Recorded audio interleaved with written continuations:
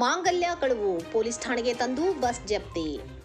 Ilkal bus ನಿಲ್ದಾಣದಲ್ಲಿ Sindagi Byadgi bus ಹತ್ತುವಾಗ ಮಹಿಳೆಯ ಬ್ಯಾಗ್ನಲ್ಲಿಟ್ಟಿದ್ದ 40 gram ಬಂಗಾರದ ಮಾಂಗಲ್ಯ ಸರವನ್ನು ಕಳ್ಳರು ಕಳ್ಳತನ ಮಾಡಿದ ಘಟನೆ ಬುಧವಾರ ನಡೆದಿದೆ.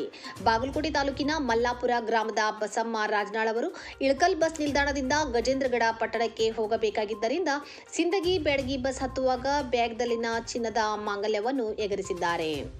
ಮಾಂಗಲ್ಯ ಕಳುವು ಪೊಲೀಸ್ ಠಾಣೆಗೆ ಬಂದ ಮಹಿಳೆ ಬಸ್ ಹತ್ತಿ ಸೀಟ್ ಮೇಲೆ ಕುಳಿತ ಸಂದರ್ಭದಲ್ಲಿ ಮಹಿಳೆಯ ಸಂಬಂಧಿಕರು ಬ್ಯಾಗಿನ ಜಿಪ್ ಓಪನ್ ಆಗಿದೆ ನೋಡಿ ಎಂದ ಕೂಡಲೇ ಮಹಿಳೆ ಬ್ಯಾಗ್ನಲ್ಲಿನ ಚಿನ್ನವನ್ನು ಹುಡುಕಲು ಆರಂಭಿಸಿದರು.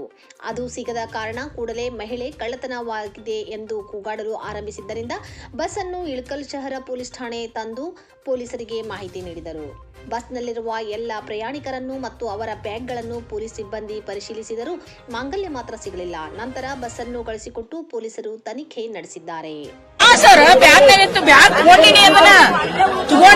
ಎಲ್ಲ ಐತಿ ಬಸ್ ಹತ್ತು ಮುಂದೆ ನಮ್ದು ಬಾಗಲಕೋಟೆ ಕಡೆ ಮಲ್ಲಾಪುರ.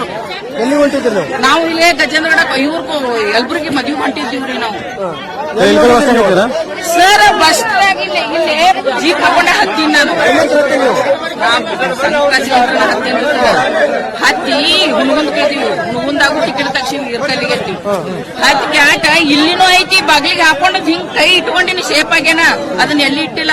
ನಮ್ ನಾನಿ ಅದನ್ನ ಚೀಲ ಇಡ್ಬೇಕಿಲ್ಲ ಅಂದ ಒಲ್ಲೆವ ನಾನು ಅಂತಂದೆ. ತಂದಿಟ್ಲು ತಂದ ಪರಿಸ್ಥಿತಿ ಹುಷಾರವ್ವ ಈಗ ಅಂತ ಹೇಳ್ಕಟ್ಟಾಕಿ ಗಂಜಿನಿ ಹಾಕಿದೇನೋ ಆಗಿಲ್ಲ ನಂದ ಹೋಗೈತಿ. 4 ತೊಲಿ ಬಂಗಾರ, ಬಂಗಾರ ಚೈನು, ತಾಳಿ ಚೈನ ರೀ ನಮ್ಮ ಮಗಳದು.